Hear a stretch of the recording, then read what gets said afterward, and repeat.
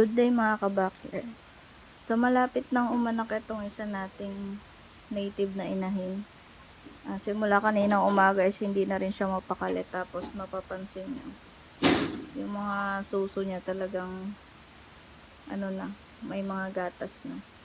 Tsaka nakikitaan ko na rin siya ng sign na malapit na siyang umanak. So baka mamayang gabi sa anak na to.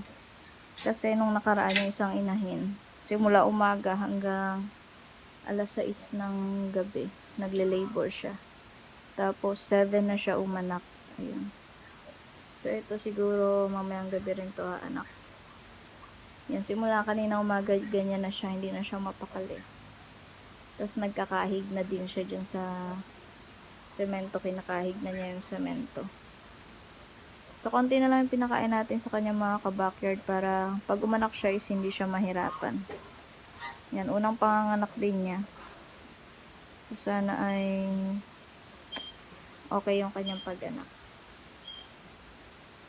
So ayan, makikita nyo mga ka-backyard, magang-magana yung ano niya, yung sa may suso niya. So mamaya ako ng hapon lagyan ng dayami para pag umanak siya is hindi malamigan yung mga biik niya. Tapos ito na yung unang umanak natin. Bali 5 days. 5 days pa lang yung mga biik niya. 3 lang yung naging anak. Ayan.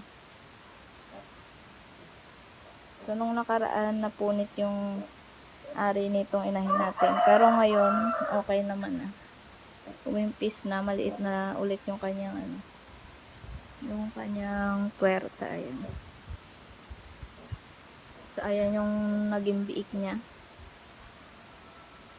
Mistiso na yung mga biik niya mga ka-backyard. Isa lang yung babae dyan, yung puti. Ayan yung purong puti. Ayan lang yung babae. Tapos dalawa yung bulog, yung lalaki. Yung brown tsaka yung batik. So ayan na yung mga biik niya. At ayan yung update natin dito.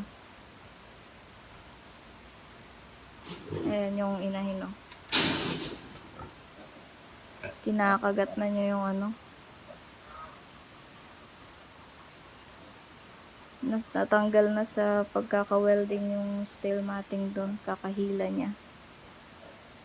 Papaayos na lang ulit natin yan pag ano na, nakaanak na siya. Ganyan kasi pag nagle-labor mga ka-backyard. Hindi sila mapakali, lahat yan kakagatin nila. So ito nga, nilagyan ko ng yero kasi kung walang yero yan, hahatakin niya yung mga tolda dyan sa likod. Mapupunit yung mga tolda doon. Ayan na siya.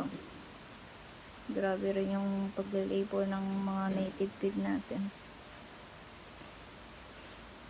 So dumumi pa siya kanina kaya basa yung flooring, nilinis ko na. Sakto yan mamayang hapon. Tuyo na yan. Para pag umanak siya, tuyo na yung flooring dyan. Tsaka natin lalagyan ng dayami.